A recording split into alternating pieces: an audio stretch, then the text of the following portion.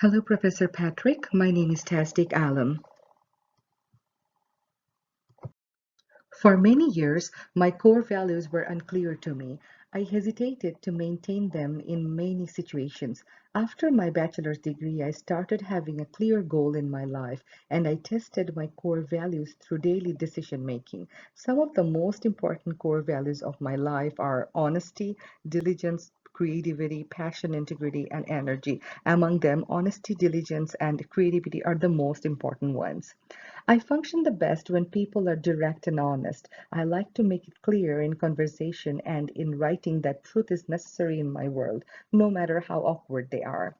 I put constant and earnest effort to accomplish what is undertaken. I also make sure my statements are authentic. Creativity is one of the most important criteria for an EAP instructor. Creating different lesson plan, class activities, etc. helps my students perform better in their class. Passion, integrity, and energy, they are my personal traits. They don't qualify in my mind as core values since I follow these instinctively without consideration. They also help me in my decision-making process. Personally speaking, being a Muslim, my spiritual value is quite high. I obey all the regulations and norms that are suggested in the Holy Quran. However, my extended beliefs were not like this before. Since I was born in a Muslim family, I was defined and labeled as a Muslim by born. In my childhood, I was asked to memorize and recite many surah. Surahs are like excerpts from Holy Quran in Arabic to show my respect towards Islam since Quran is written in Arabic language and I do not speak Arabic and I did not speak Arabic at that time in my childhood at all, but I know in many surah Arabic, I know many surahs in Arabic just because of this Islamic culture that is hugely practiced in my native country, Bangladesh. Like other Bangladeshi obedient girls, I followed my elders' order as well and maintained this Islamic culture also. But apart from these basic beliefs, I didn't used to follow all the rules that I was supposed to uphold as a Muslim woman. I was born and brought up in Bangladesh. Later, I moved to Las Vegas, USA. During my stay in Las Vegas, USA, I lived an unnecessary so called modern life without maintaining the Islamic standards like, wearing hijab, praying 5 times daily, and not to talk to any men or any strangers spontaneously. I never wore hijab. Hijab is like a scarf to cover our hair. Um, until I moved from Las Vegas to Medina in Saudi Arabia. The reason of wearing hijab in Medina was not a part of my Islamic belief, but to follow the rules of Saudi Arabian government that every woman must cover their body and hair. After a few years, I moved from Medina to Kuala Lumpur, Malaysia, and I started my master's in applied linguistics in an Islamic university. The name of the university is International Islamic University, Malaysia. I used to teach there as well. Staying several years in Malaysia and working in the university, I adopted the Islamic belief with my whole heart. I realized what I have missed so far in my life. To me, the spiritual values are the most important values in my life. Now, I recite the Bengali or English translation of the surah and obey most of the religious rules. I am emotional as a person. Mostly emotion helps me to achieve my goals. However, at times I put myself in trouble because of my excessive emotions. But now I have learned how to control this excessive emotion and how to get rid of the problems in life. Now, while teaching in the classroom, I can handle my students with conviction. There are many emotional students who need to be motivated while L2 learning. I can guide them well now. It happened multiple times that L2 learners' discourteous behavior bothered me as an instructor. In fact, cultural expectation and the perception of politeness varies from culture to culture that we understand. Cross-cultural communication involves more than comprehension of global overarching value dimensions.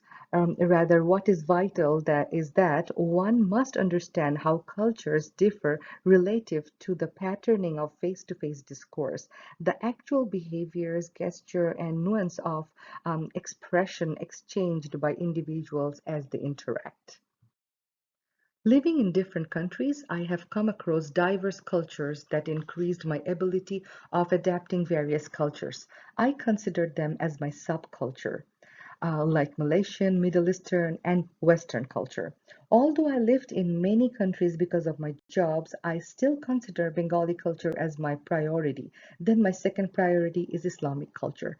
Language learning has always been influential on my cultural adaptivity. When I moved to different countries, I tried to learn their culture and language because I think that learning a language is very important to understand a nation's and a country's culture. I believe that language seriously influences self-identity, self-concept, self-esteem, etc. Self-identity responds to external environment to which is connected to the social role that is originated from social identity theory, which is connected with personal emotion. So, self-identity has an intimate relationship with social identity. My self-identity depends on my personal characteristics, and group-related self-identity modifies to social identity. In modern society, physical appearance has become a vital part to define personal identity. This is vividly evident in newspapers, magazines, televisions, that people are now concerned with health, shape, and fashioning of the body. People are now expected to do some sort of body maintenance to sustain and improve their health and physical appearance and wear contemporary clothes. And if someone fails to do that, it is seen as a sign of carelessness.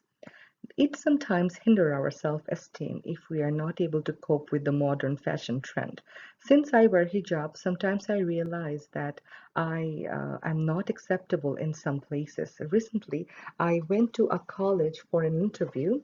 The interviewer was not satisfied with my outer look or appearance. I could perceive that from her observation gesture. Probably my hijab plays a role to define my smartness as an instructor. However, there are many wise people like my current reporting chair who really values the power of knowledge and experience. I believe if I feel confident enough to prove myself, no matter what the world thinks, um, I can always succeed in my life and achieve my goals. These are some of my level 1 last semester students, very creative students. As an EAP instructor, I see creativity as a social rather than an individual activity in a second language classroom, where a significant amount of social interaction occurs.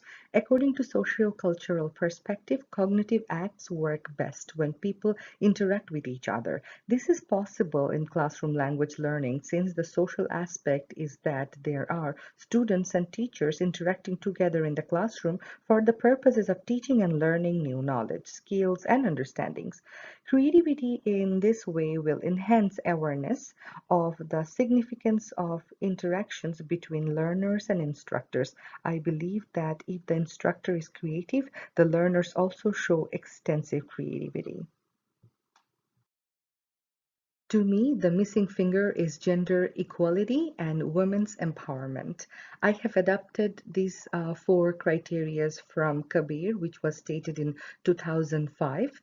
I think in the developing countries, these criteria should be strictly maintained. Closing the gender gap in education at all levels, increasing women's share of wage, employment in the non-agricultural sector, and increasing the proportion of seats held by women in national parliaments. These are extremely important in developing countries.